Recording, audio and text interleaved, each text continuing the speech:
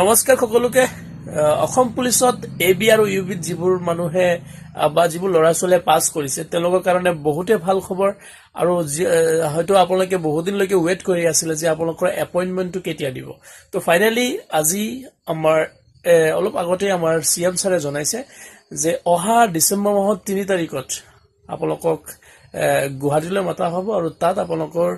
যেটো এপইন্টমেন্ট সেই এপইন্টমেন্টটো দিয়া হ'ব তাৰ লগতে আৰু এটা কথা কৈছে যদি আপোনালোকৰ লগত কোনোবা যাব বিচাৰিছে তেতিয়া হলে আপোনালোকৰ মাক বা দেউতা সেই ঠাইলৈ যাব পাৰিব আৰু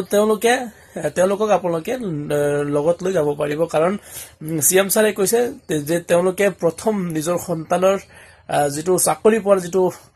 আনন্দ সেই আনন্দটো যদি ল'ব বিচাৰে তেতিয়াহলে যাব পাৰে তাত গৈ আপোনালোকৰ নিজৰ মা দেউতাক লৈ যাব পাৰে আৰু তাৰ লগতে আপোনালোক সকলোকে পুনৰ জনাই দিওঁ যে আপোনালোকক অতি সোনকালে মাতিব আৰু প্ৰথমতে আপোনালোকে মামাৰ এই ভিডিঅটো শুনি লওক তাৰ পিছত মই সকলোকে ৰিকুৱেষ্ট কৰিম যে আপোনালোকে যিবোৰ মানুহে বা যিবোৰ কেণ্ডিডেটে এবাৰ এবি আৰু ইউবিত পাছ কৰিছে সকলোকে বহুত গোপুৰ ব্লগ সুজাৰ ফালৰ পৰা বহুত শুভেচ্ছা থাকিলে আপোনালোকৰ জীৱন আৰু ধুনীয়া হওক লগতে আপোনালোকে মামাৰ কাৰণে দুটা কথা নিশ্চয় কমেন্টছত আহি লিখিব